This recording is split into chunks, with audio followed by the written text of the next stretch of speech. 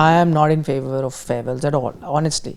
Why? Because I think you can't plan for these things.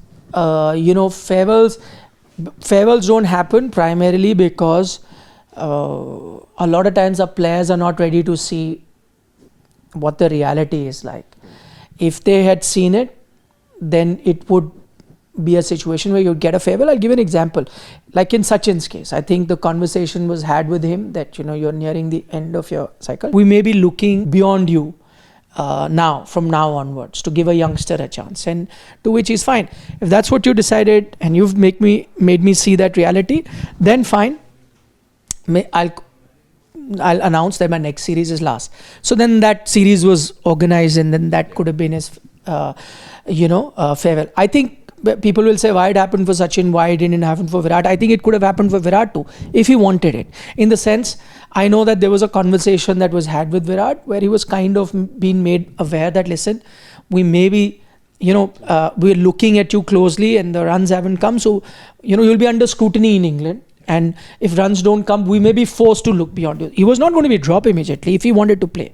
That's another thing that Virat took his own decision, that I don't want to always be, going through this trial by fire. And so, I call it a game. And he went on to say that motivation, had it been a younger Virat, he would have fought on as well. Maybe in the space that he finds himself, he said, no, I will not continue. But let's say if he said, fine, you're testing me, I am ready for the test, I would have gone.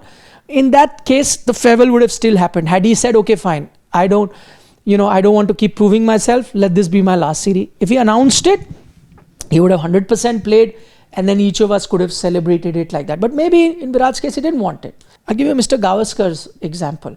Now, you can get a farewell when you leave on your own terms. Then you can, if you really want it. So in his case, he announced, it's not that he was close to being dropped, he was in outstanding form. And so there was no thought that BCCI is having of dropping a Gavaskar.